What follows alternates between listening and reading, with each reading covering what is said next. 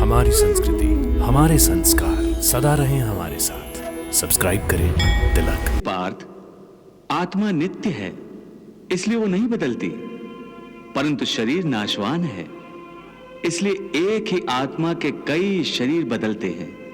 इसलिए हर नए जन्म में वो नए नए शरीर धारण करता रहता है। हर नए जन्म में आत्मा नए नए शरीर तो बदलता ही है, बल्कि हर एक जन्म में भी उसे जो शरीर मिलता है वो एक शरीर भी उसी जन्म में बदलता रहता है। ये बात मेरी समझ में नहीं आई केशव, क्योंकि एक जन्म में तो प्राणी को एक ही शरीर मिलता है। नहीं, एक नहीं, अनेक शरीर मिलते हैं एक ही जन्म में। मैं अब भी नहीं समझा प्रभु। मैं समझाता हूं। याद करो अपना बचपन। उस समय अर्जुन का शरीर कैसा था? एक बालक का। और आज वो शरीर कहां है? वो शरीर तो बदल गया इस शरीर में। अर्थात वो शरीर नहीं रहा। आज तुम्हें एक युवक का शरीर मिला है। इसी प्रकार प्राणी को जन्म के समय जो शिशु का शरीर मिलता है, वही शिशु का शरीर काल के प्रभाव से एक बालक का शरीर हो जाता है। फिर वो किशोर अवस्था में आता है, फिर एक जवान पुरुष का शरीर बनता है, फिर अधेड़ उम्र का, फिर बूढ़े का रूप लेकर अंत में एक सूखे पत्ते की तरह जीवन के वृक्ष से टूटकर गिर जाता है।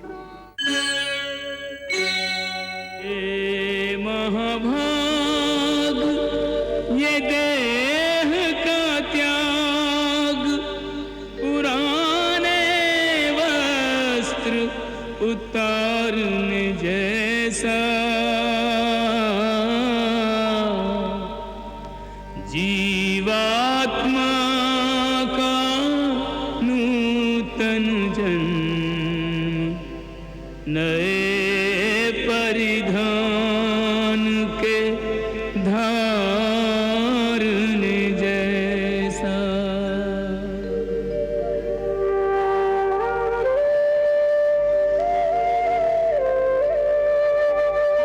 देह भी चोला, वस्त्र भी चोला है, यह तथ्य विचारने जैसा। चोले के इस परिवर्तन पर क्या है धीरज हारने जैसा। वाह प्रभु वाह। हे पार्थ, केवल इतना समझ लो कि मृत्यु एक दरवाजा है जिसके अंदर जाते हुए आत्मा पुराना शरीर छोड़ देती है। वास्तव में मृत्यु और जन्म के दो दरवाजे हैं जो एक दूसरे के आमने सामने हैं। प्राणी जब मृत्यु के दरवाजे पर पहुंचता है तो उस शरीर की मृत्यु हो जाती है। फिर आत्मा का प्रकाश उस शरीर को छोड़कर आगे चला जाता है और फिर वो प्रकाश नए जन्म के दरवाजे में प्रवेश करता है, जहां जीवात्मा को फिर से एक नया शरीर प्राप्त हो जाता है।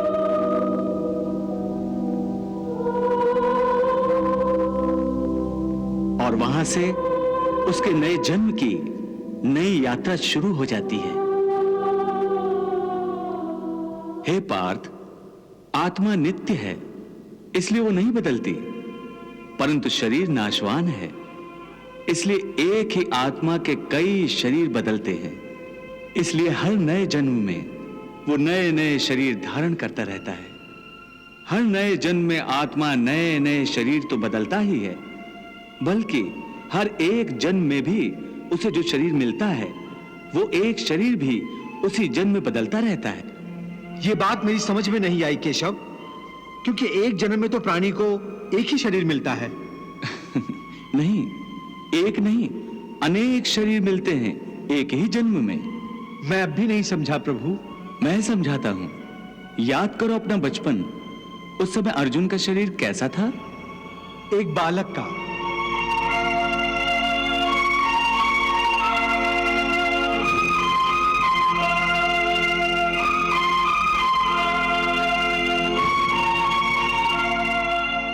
आज वो शरीर कहाँ है?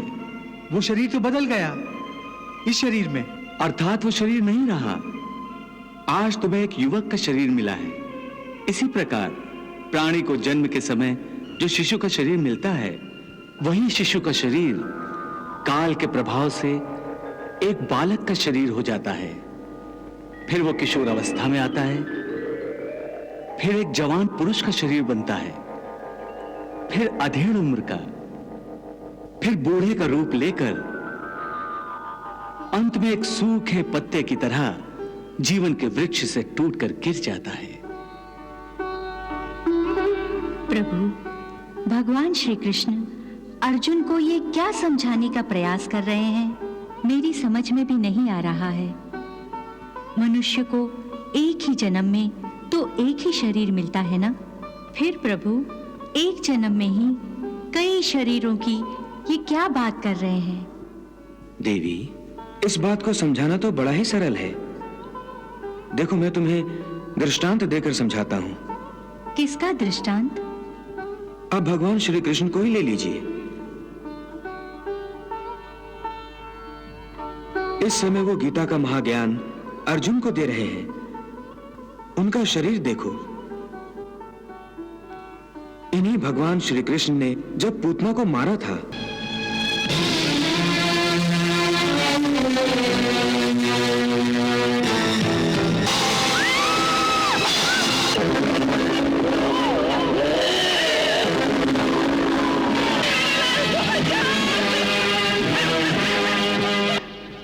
जब शक्तासुर को अपने पैर के एक छोटे से अंगूठे से आकाश में फेंक दिया था,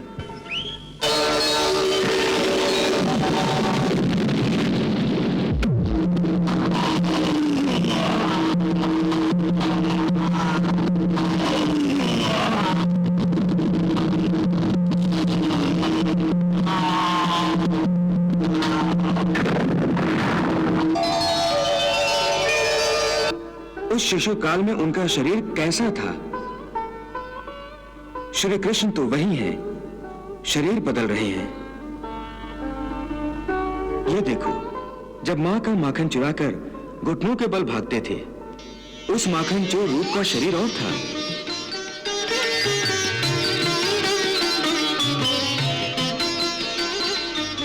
और जब किशोर अवस्था का शरीर मिला तो कालिया नाग के फन पर नृत्य किया।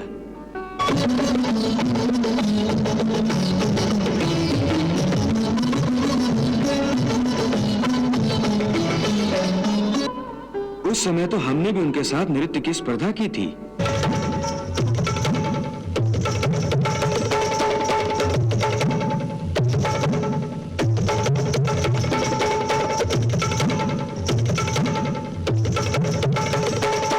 और आज देख लो उनका ये शरीर। इस प्रकार जो शरीर पल पल छिन छिन अपने विनाश की ओर बढ़ रहा है, उस शरीर की मृत्यु का शोक ज्ञानी जन नहीं करते।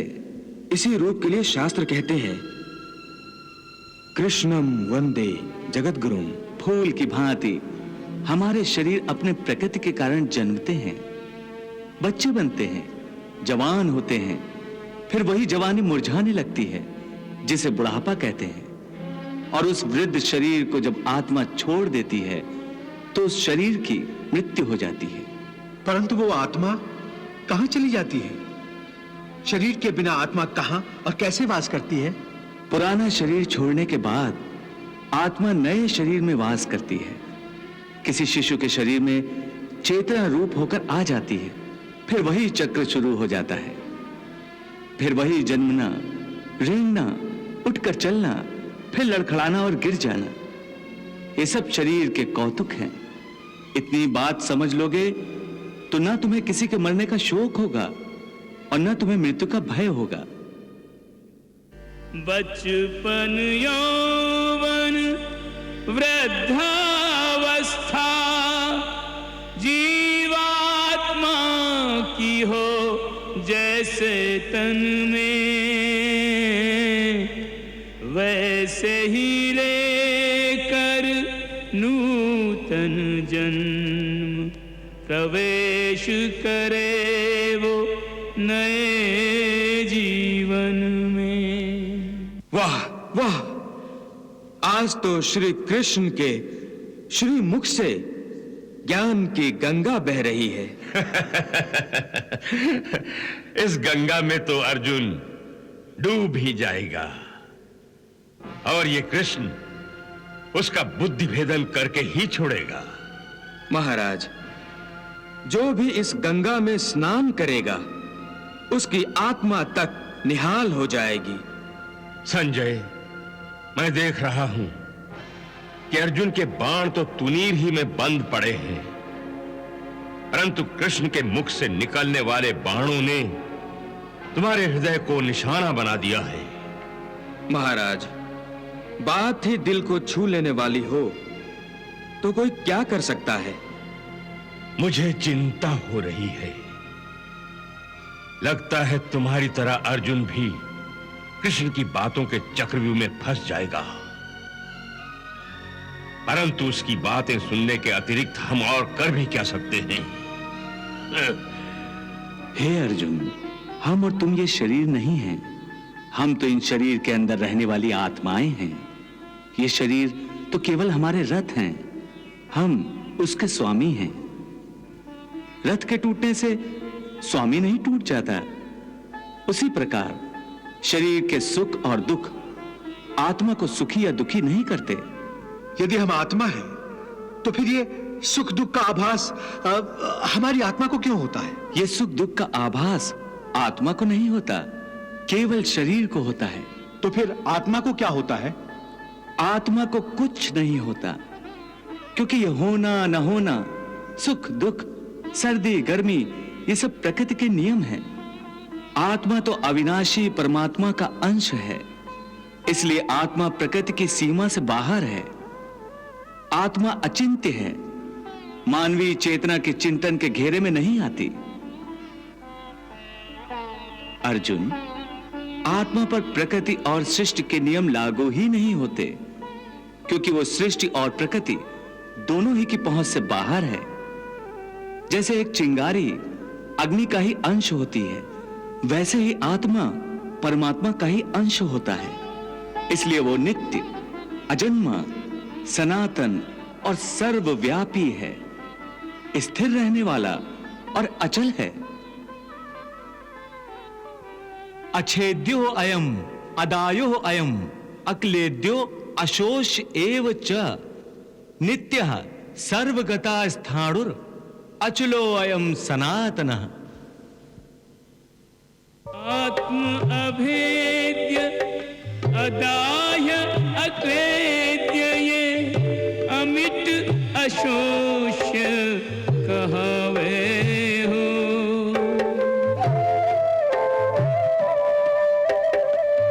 आत्म अभेद्य अदाह्य अक्लेद्य ये अमिट अशोष्य कहवे हो। नित्य सनातन सर्वव्याप्त ध्रुव वेद ये भेद बतावे हो।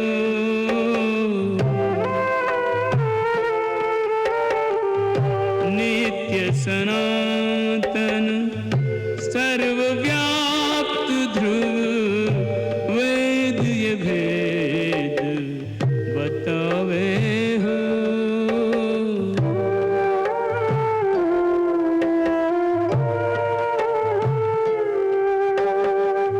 परमात्मा का अंश है आत्मा, परमानंद लुटावे हो।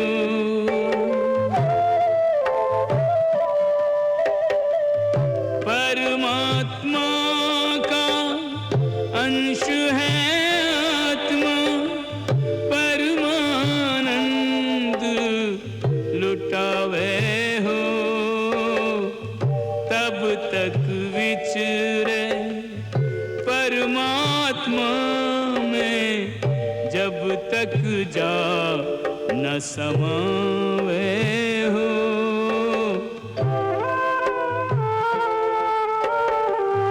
करके इसका शोक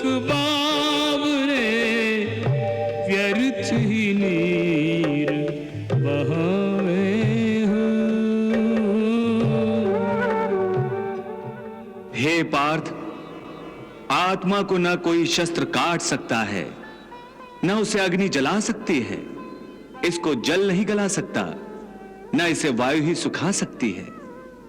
नैनम छिन्दन्ति शस्त्राणि नैनम दहति पावकः न चैनम क्लेदन्त्यापो न शोष्यति मारुतः।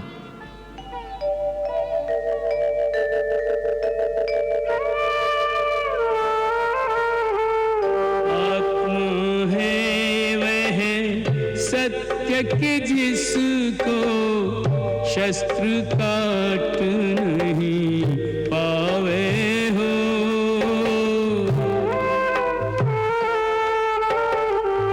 अलख अभेद्य नित्य को कोई कैसे लक्ष्य बनावे हो।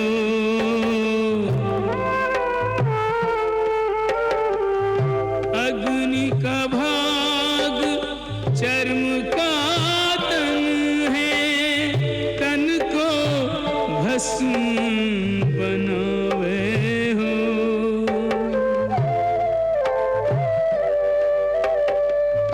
अग्नि का भाग चर्म का तन है, तन को भस्म बनावे हो। अमर कुमारे कौन अजर को कैसे अग्नि जरावे हो।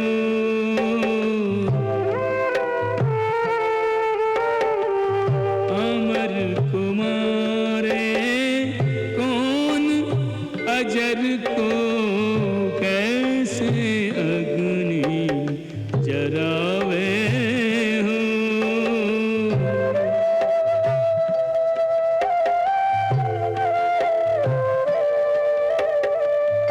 आत्मा नहीं माटी की मूरत, जिसको नीर गलावे हो।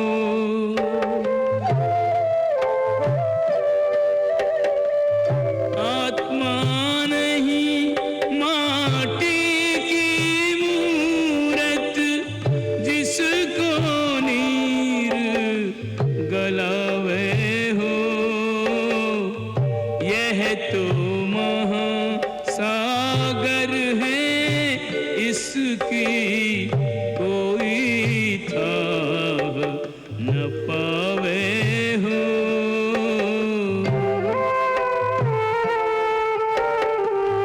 यह तो है महासागर, इसकी कोई थाह न पावे हो।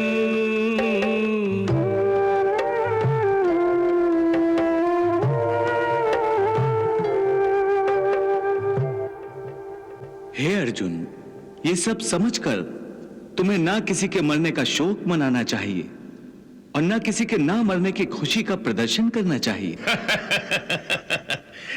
न जीने की खुशी मनाओ, न किसी के मरने का दुख मनाओ। भला ये भी कोई बात हुई? मनुष्य दुख सुख के अनुसार प्रतिक्रिया प्रकट नहीं करेगा तो फिर जिएगा कैसे? और फिर उसमें और किसी पत्थर की मूर्ति में अंतर ही क्या रह जाएगा? महाराज, श्री कृष्ण की बातों को समझाने का सामर्थ्य मुझ में नहीं है। फिर मेरी बुद्धि ने इसका जो अर्थ ग्रहण किया है उसके अनुसार श्री कृष्ण चाहते हैं कि अर्जुन युद्ध भूमि में भावनाओं की मोम से बना पुतला ना बने, बल्कि वीरता की एक चट्टान बनकर डटा रहे, ताकि भावनाओं की गर्मी उसे पिघला न सके। क्योंकि वो कोई साधारण मनुष्य नहीं है, एक योद्धा है। हाँ, ये कृष्ण तो यही चाहता है कि अर्जुन का दिल पत्थर का हो जाए और वो कौरवों की लाशों का ढेर लगा दे। क्षमा करें महाराज, श्री कृष्ण के कहने का केवल यही एक उद्देश्य नहीं है। उनके कहने का अर्थ यह है कि मनुष्य को अपने या पराये, किसी की भी मृत्यु का शोक किए बगैर अपने धर्म का पालन करना चाहिए। दूसरे शब्दों में, धर्म का पालन करते समय मन में भावनाओं को कोई स्थान नहीं देना चाहिए। संजय, यदि तुम कृष्ण की गोल मोल बातों की इसी तरह व्याख्या करते रहे तो मुझे डर है कि अर्जुन से पहले मैं स्वयं ही कृष्ण की बातों में आ जाऊंगा।